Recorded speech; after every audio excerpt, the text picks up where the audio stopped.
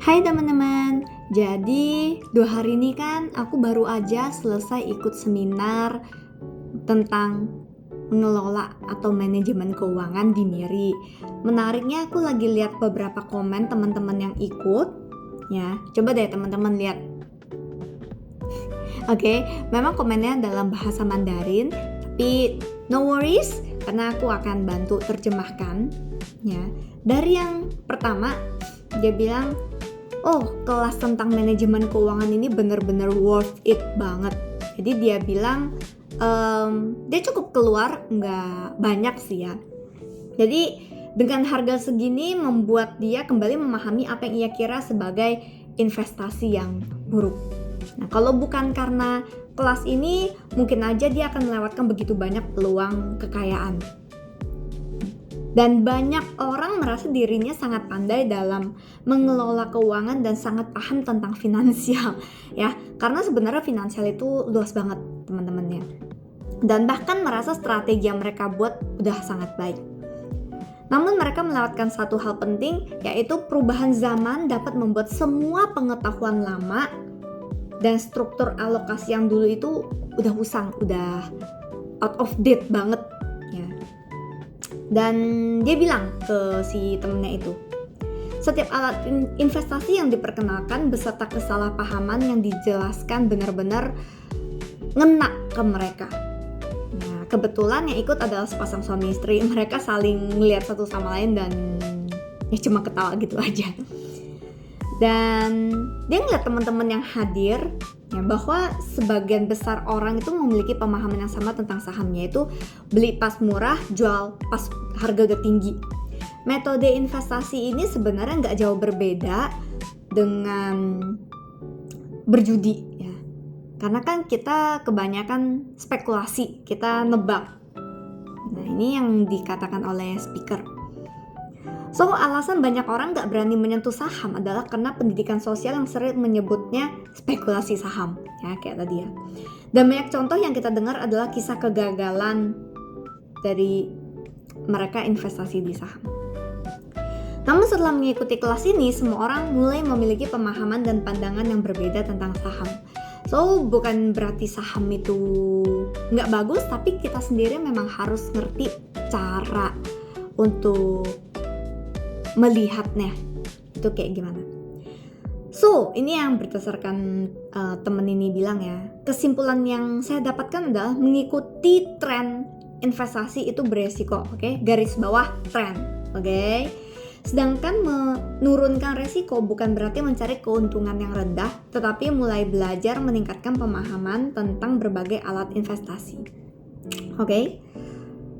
Dan kita akan next yang kedua. Dia bilang, kemarin ada seorang temen yang benar-benar keras kepala banget dan awalnya itu ragu untuk datang kelas. Yang awalnya dia nggak percaya dan datang itu dengan masih memiliki banyak pertanyaan lah, masih banyak keraguan. Tapi dia tetap memutuskan untuk datang sendiri dan dengerin secara langsung. Nah, bahkan demi menghadiri kelas hari ini dia sampai kelewatan jadwal penerbangan pagi ke MIRI, ya, karena kan kelas kita kan mulainya pagi. Lalu dia beli tiket penerbangan lain untuk terbang ke MIRI. Oke, benar-benar luar biasa ya teman ini. Jadi setelah ikutin 2 hari ini, dia bilang, pemikirannya benar-benar berubah total. Nah, jadi akhirnya memutuskan untuk join lah, dia bilang.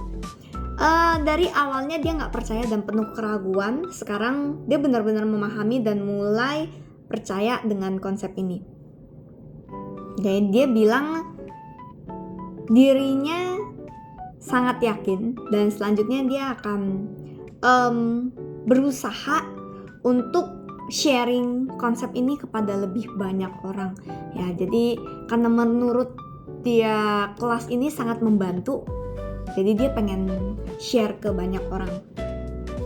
Melihat seseorang berubah dari ragu menjadi percaya, itulah kekuatan yang dibawa oleh pembelajaran dan perubahan pemahaman.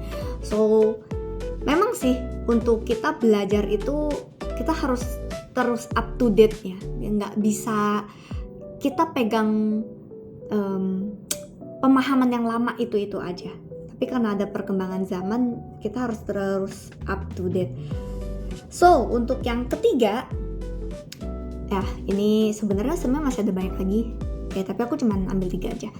Ya, pada kelas keuangan di Miri kali ini, ya orang ini dia ada ngundang temennya yang sebenarnya udah join lama, tapi dia ajak keluar untuk belajar lagi, review lah.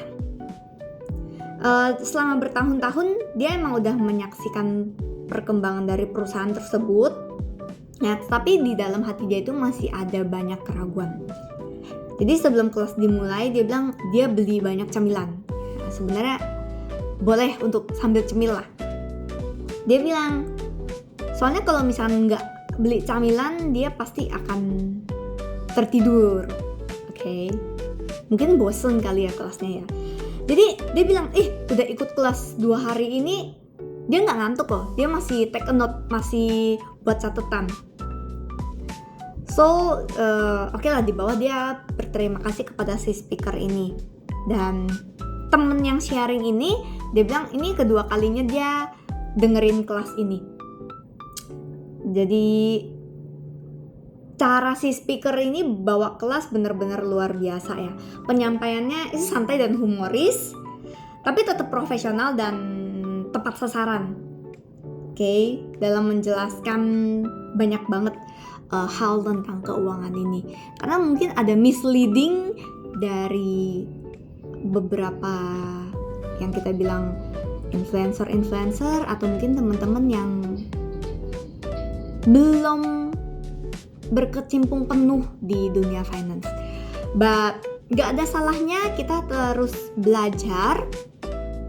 Aku harap teman-teman juga bisa selalu up to date dengan perkembangan zaman yang ada. Mana tahu ada kelas lain lagi, teman-teman juga harus ikut ya supaya bisa terus up to date terus.